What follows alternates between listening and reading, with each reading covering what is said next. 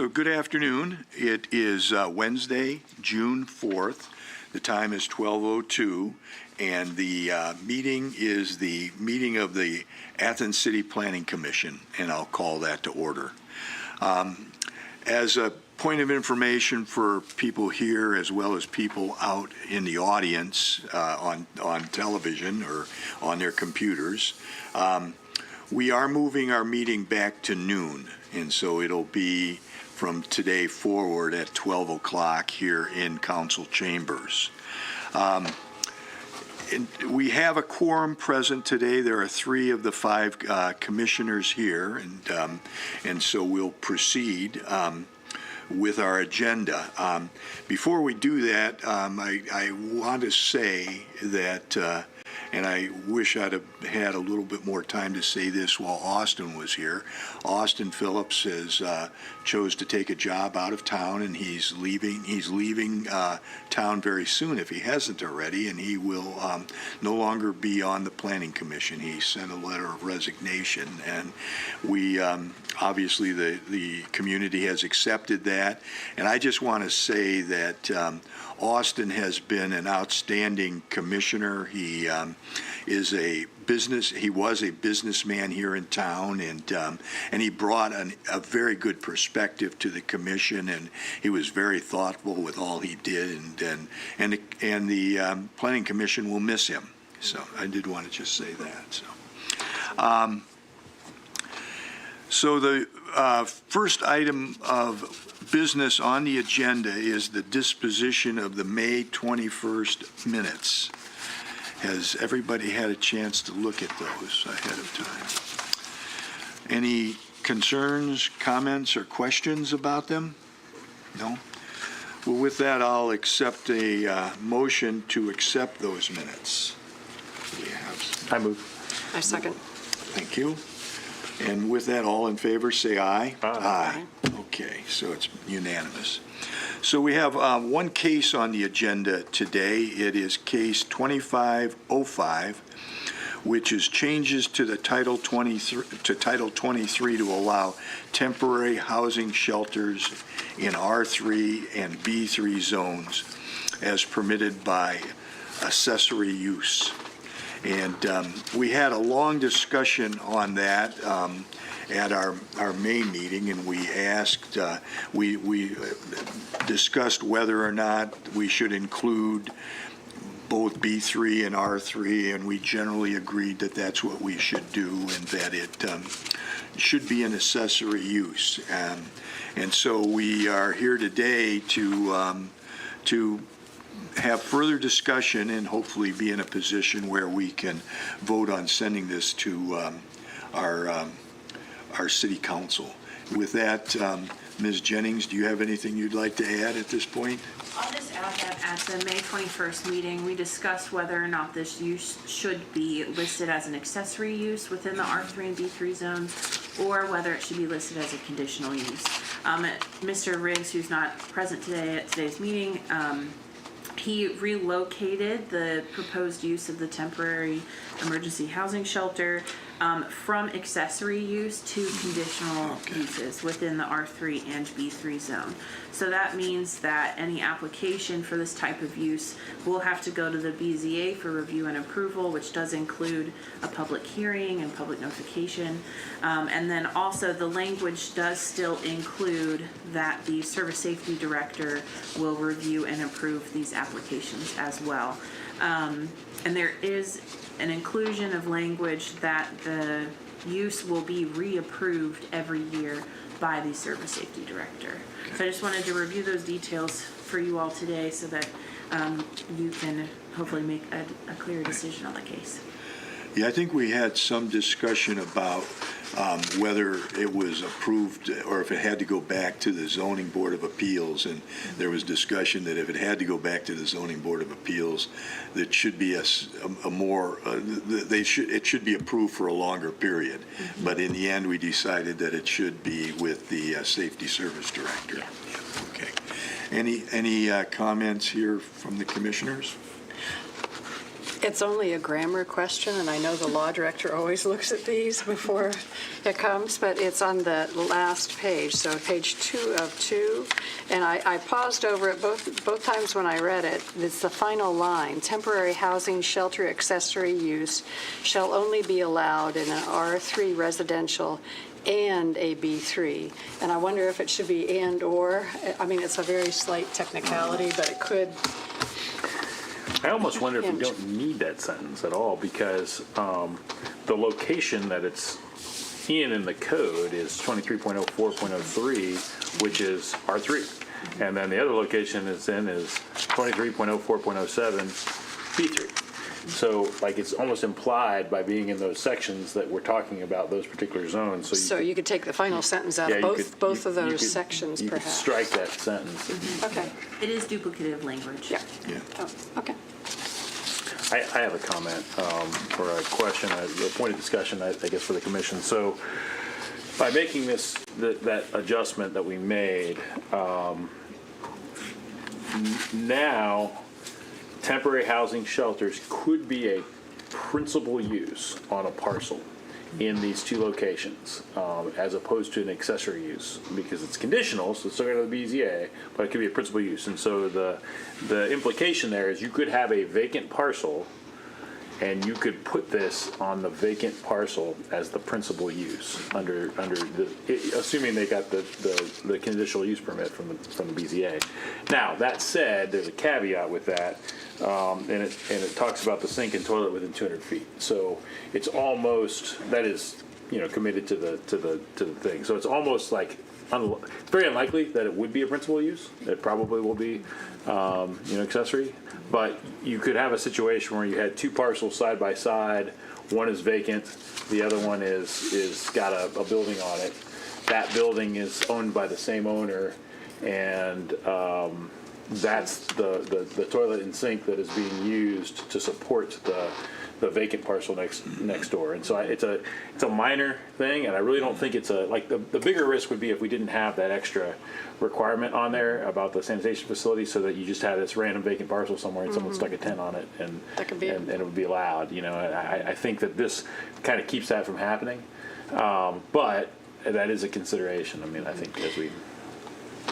Yes. So could the only way that it could be so that it's not that use, the principal use, is to put it back in the accessory? I don't think so.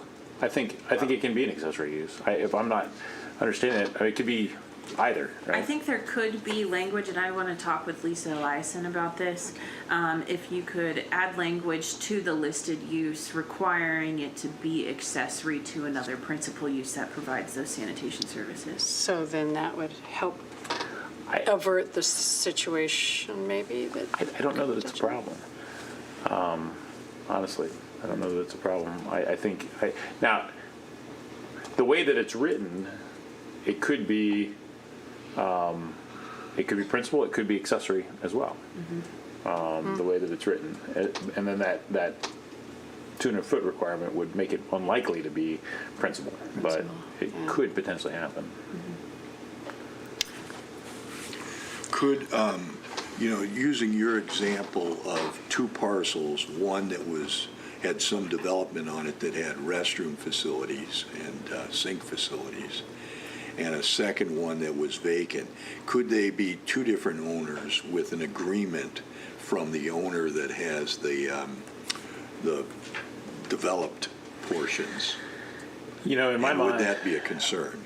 In my mind, there'd be two bites at the apple to consider that. Number one would be the original permission that they would get from the BZA to do it at all, and then the second one would be the service safety director's validation that agreement is sufficient. And then going forward, the annual review to basically validate that there's still a sanitation mechanism in place. So I think it would really be on the service safety director to determine whether or not, but I think that would be acceptable if there were two different owners, under at least the way that it's written. Okay. So let me, yes, okay. Rob, would you like to speak? So state your name. Well, first of all, raise your right hand and agree, I think, to what I'm going to, which is that everything you will present to this commission today is accurate and true to the best of your knowledge. And if so, say yes. Yes. Thank you.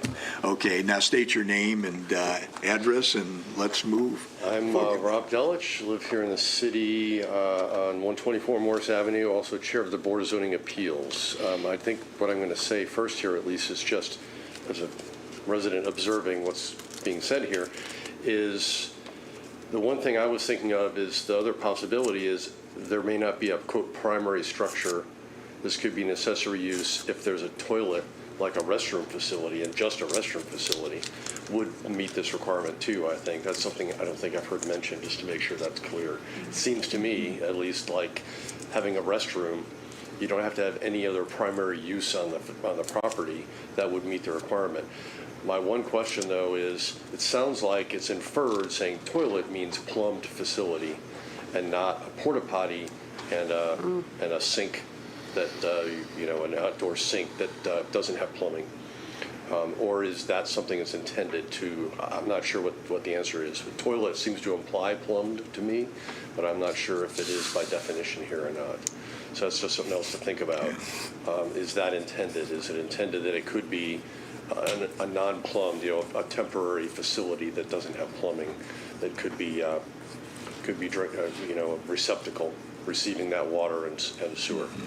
If that's an acceptable option here. And I think when we were looking at and approved doing this over on Union Street, it was with portable restroom facilities, I believe. Was that not true? Even though there's a facility there that probably has a restroom, they were not making that was not available to that proposed development there. So Although I'm not sure that it does mean that it has to be plumbed. I don't think it matters.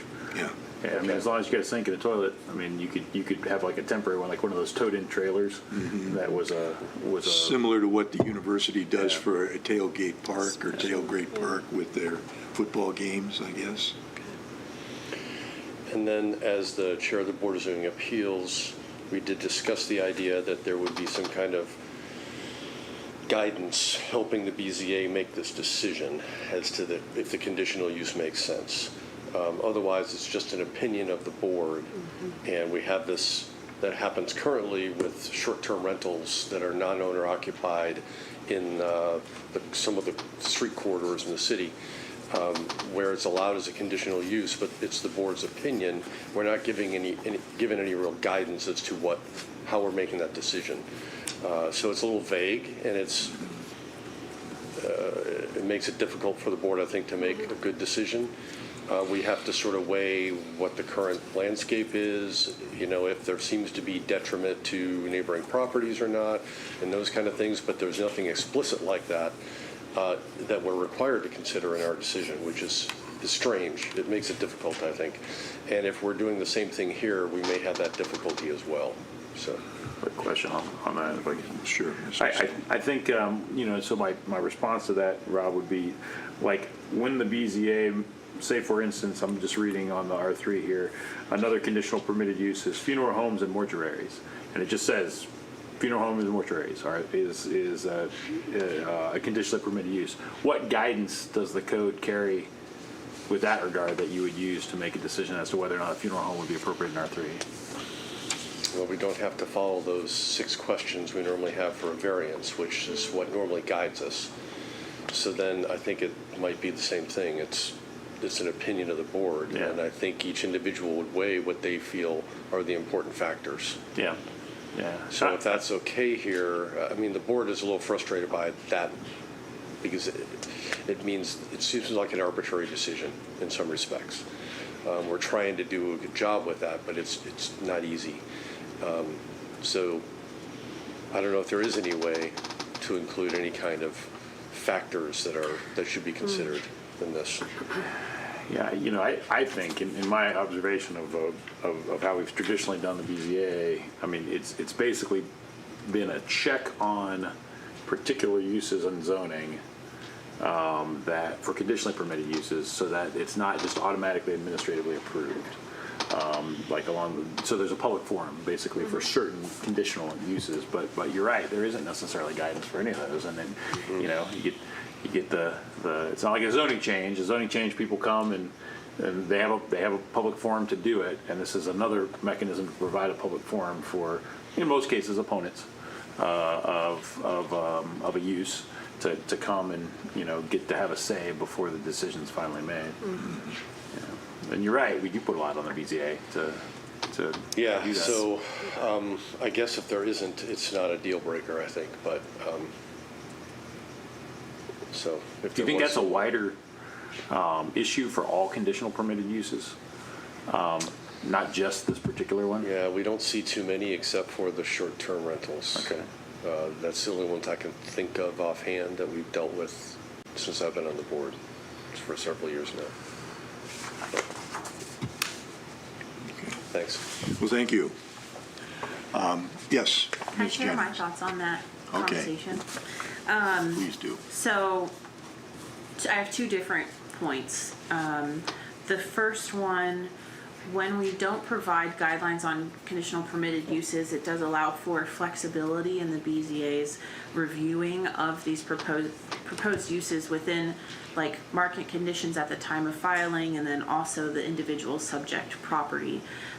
Code itself is very inflexible. We know we can't update it in order to address specific issues with certain properties very quickly. So I think if, say we did include guidelines and one of the subject properties met all of the guidelines but there were still issues, there wouldn't be much for the board to stand on, since they are provided guidelines that we are deeming appropriate for the use, to say no. So that could provide or like create some issues in the future if the guidelines don't catch everything that could potentially happen in the future, especially with code that takes several months to update. The second thought I had was there is currently a use in the B3 zone. The trailer parks are listed as the first conditionally permitted use in the B3 zone, and it does list sort of some conditions and these guidelines for the board to review. And this is just my personal professional opinion. When you provide these guidelines, you're basically saying if this use meets these conditions, it's appropriate for any property zoned this way, which in my mind negates the need for a conditional use permit. You're saying if you meet these use standards, you can operate here. Okay, I mean, earlier, like when I was discussing the BZA's review of these, like they're basically just checking boxes, and then it could be easily permitted. And so it becomes a little contradictory to have a use with standards listed that if you meet them, you're good to go, listed as a conditional use, where you're basically saying as long as you're checking these boxes, you're good to go, and I think that should be listed in a principal use rather than a conditional use. So that's kind of my two thoughts on listing guidelines with conditional uses. The guidelines are kind of inflexible, and then also I think it does negate the requirement for a conditional use review by the BZA. And again, that's just my personal professional opinion. I've not talked with David Riggs about that.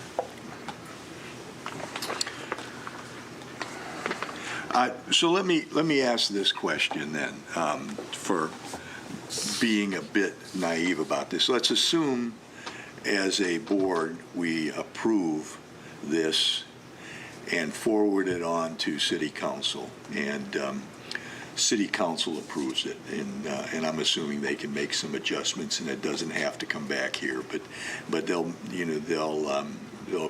they approve it in some form. Now I want to go ahead. I have an R3 property, and I want to go ahead and use it for temporary huts, as is what the Gathering Place is doing. What's the process for me to accomplish that? I submit to the code office for approval. They approve it. Do I have to go to the Zoning Board of Appeals at that point? Yes. I will then also, okay. If the code is updated as it's proposed now, Okay. they would submit a use permit with the code office. It would technically get rejected and referred to the BZA for review and approval. So then they would be asked to submit an application to the board for review and approval. And then once the board approves, then the code office can move forward with their permitting, Okay, okay, which would include the service safety director's review. okay. And the huts that we approved, I think it was 2 weeks ago, might have been 4 weeks ago, but at any rate, the ones we approved there on Congress, those do not have to go to the zoning board of appeal. We've, assuming city council agrees with that whole thing, I guess, at that point, right? Correct. Yeah, Okay. that one is broken out of this wider issue, and that it's specifically asking the city council to allow a use in a zone that otherwise wouldn't be used, and it's specific to the parcel. Okay. So now, Ms. Jennings, you had said that you wanted to talk with with our legal counsel about parts of the language here, or you and Mr. Riggs would do that.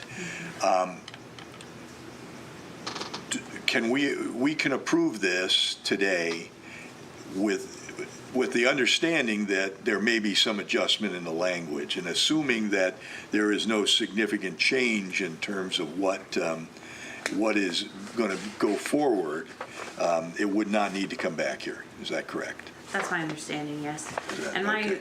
reference to talking with Lisa earlier was about adding language to the current proposed language. Okay, okay.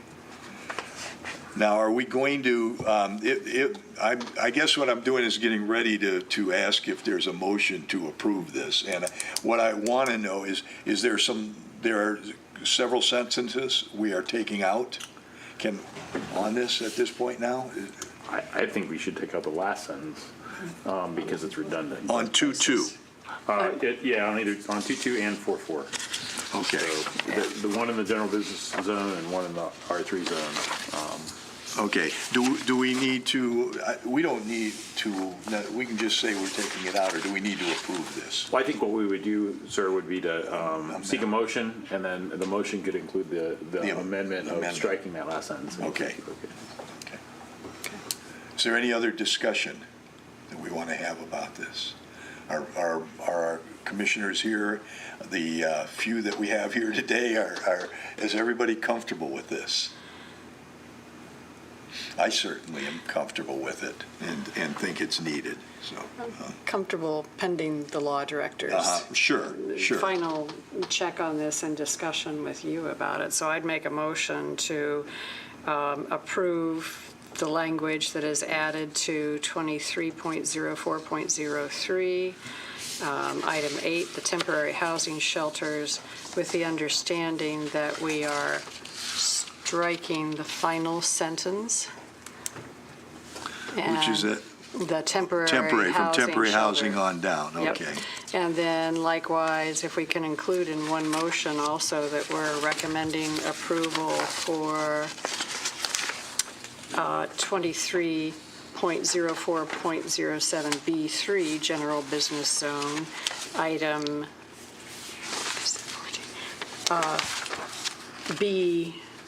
C2, and with the same understanding that we would strike the last sentence that begins with the words temporary housing shelter.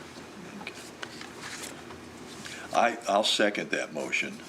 Okay. Any other discussion? Hearing none. All in favor of approving case 25-05, changes to Title 23 for temporary housing shelters in R3 and B3 zones with the amendments that we made with the language, essentially the removal of the last sentence. Say aye. Aye. Aye. Okay, thank you. Ms. Jennings or Mr. Stone, are there any communications that either of you have at this point? I'll just kind of merge my communications and reports into one. Okay. Just one item, for the past couple of meetings, we have been discussing potentially rezoning the part of town that is generally around Columbus Road, Lancaster Street and Columbia Avenue. And at the last meeting, I presented a John Katowski's proposal for the zoning designations in that area, and then we also discussed potentially hosting a public input meeting. I got connected with Michelle Pappy, who lives on the north side and has some contacts in the neighborhood there, and we coordinated on setting up a meeting for next week. Next Wednesday, June 11th, we'll be hosting a public input meeting from 6 to 8 p.m. at the Ohio Valley Museum of Discovery.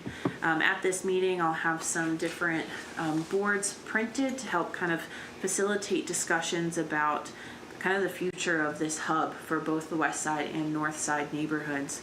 We'll be talking about existing land uses, existing zoning designations, and then also trying to cast a vision for how we want this part of town to look and operate and serve the existing neighborhoods there.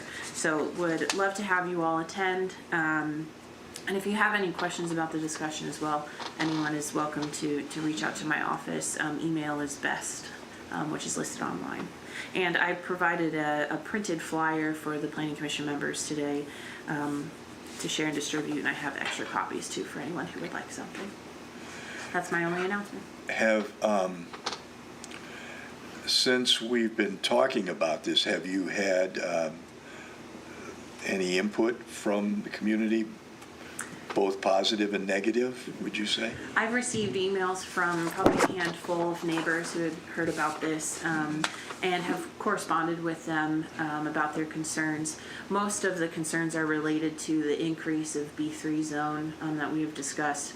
And I received an email, I think, earlier today about some existing infrastructure issues. So I think there will be discussions about concerns about really how to make this a safe place for pedestrians and vehicles, and then also make sure that we're providing more uses and potentially higher density uses in the area while taking into consideration some safety concerns.